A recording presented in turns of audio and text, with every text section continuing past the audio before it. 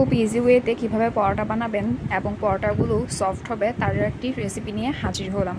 পরোটা বানানোর জন্য সবার আগে দিয়ে দিলাম ময়দা, তারপর দিয়ে দিচ্ছি স্বাদ মতো লবণ, এরপর দিয়ে দিলাম চিনি, তারপর সব কিছু উপকরণ একসাথে ভালোভাবে মাখিয়ে নিব।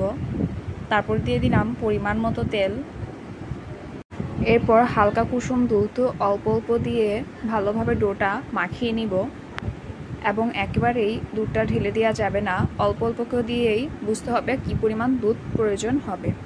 ডোটা বানানো হয়ে গেলে রেস্টে রেখে দিব আধা ঘন্টার জন্য। তারপর পরবর্তীতে লিচি কেটে নিয়ে প্রথমে বেলে নিব, তারপর উপরে একটু বেশি পরিমাণেই তেল দিয়ে দিচ্ছি, এরপর একটু ময়দা দিয়ে দিচ্ছি, তারপর চারকোনা বানানোর জন্য স্ক্রিনে দেখানো অনুযায়ী শেপ দিয়ে দিব। এরপর বেলে নিলেই আমাদের চারকোনা পরোটা রেডি হয়ে যাবে।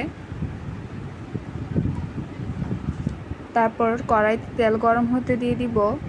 তেলটা যখন একটু গরম হয়ে আসবে তখন তাতে পরোটা দিয়ে দিব, এরপর উপরেও একটু তেল ছিটিয়ে দিব। তারপর পরোটাটা এপিট ওপিট উল্টে নিয়ে ভেজে নিয়েছি। যখন দুপাশে একটু লাল লাল হয়ে ভেজে আসবে নামিয়ে নিব।